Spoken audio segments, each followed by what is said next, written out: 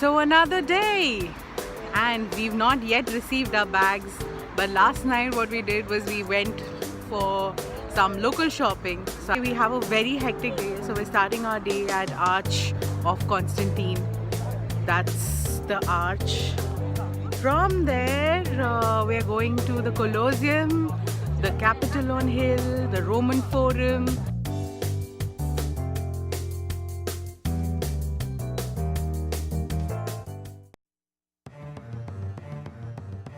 So we're about to enter the Colosseum.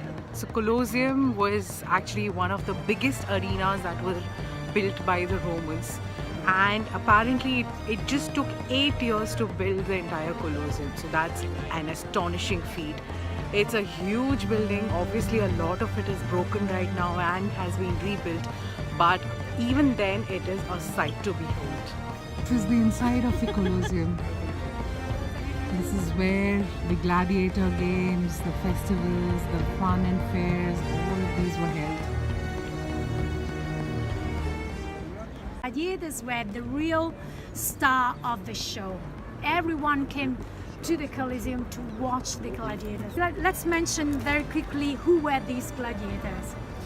The gladiators were, again, prisoners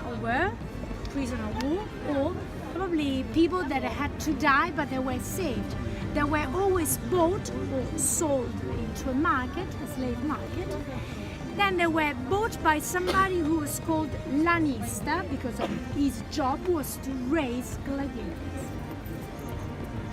To feed them, to give them a bed, food, and give them the training in order for them to be able to fight. The gladiators were paid as well, but they were paid real money, okay, in comparison to the money that the lanista used to get. These people were really, as we saw in the Russell Crowe movie, really loved by aristocracy, by the, of course, if they were really good, if they were sort of exceptional, extraordinary fighters, and also they were loved by women, even if they were ugly. Didn't matter, because they represented masculinity very well. Once they entered the arena, they were preceded by a band playing instruments. They would stop here because here would sit the emperor. They would do the so-called salutatio, Ave Caesare. They would do the salutatio and then they would take place onto the arena. And then the matches would start. When one of them was badly injured, he had to call for the grace with the index, either to the emperor or to the editor.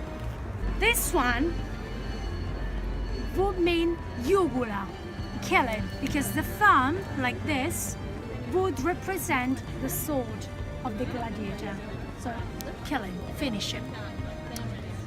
If the emperor or the editor would express himself in such way instead, meaning that the sword spit back, in Latin would be pronounced mite, living, saving, okay? Suddenly outside the Colosseum we see a huge group of people wearing pink t-shirts and dancing on the street. So it's called a street workout. These are the ruins of the King's Palace, which are very close to Colosseum. This is Circus Maximus, where a lot of chariot races and horse races used to happen.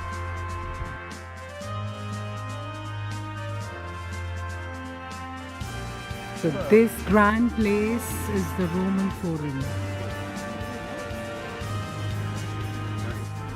We're now walking in Formano, Roma, which is basically the city center of the ancient Rome.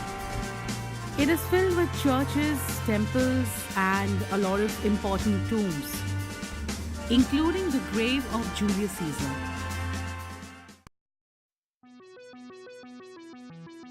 And now we're at Fontana de Trevi, which is nothing but Trevi Fountain. It's called Trevi because it's at the middle of 3 streets. The Trevi Fountain is the largest Baroque fountain in the city. The fashion brand Fendi had taken up the restoration project for the Trevi Fountain and spent almost 2.5 million euros to make it look as it is right now. It is said that if you throw one coin into the fountain, you will definitely return to Rome. If you throw two, then you will find the love of your life. If you throw three, then you will get married to the love of your life. The coins that are thrown into the fountain are then used for a very good cause by the Roman government.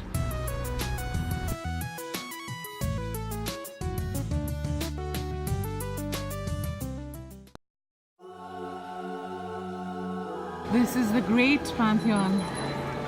We'll try and enter inside and go and see it because it shuts at 6 o'clock. So let's hurry. The Pantheon was earlier a Roman temple which was then converted into a church. It also has a few tombs of very important people like Raphael. The dome of Pantheon is one of the largest unsupported domes in the world. And this huge hole in the roof is the only source of light for the Pantheon. It's also rumored to be a sundial. Our last stop for the day is Piazza Navona. It's actually a huge walk-through sort of a place with 3 fountains, a lot of performances. It's very lively, one of the most liveliest places in Rome.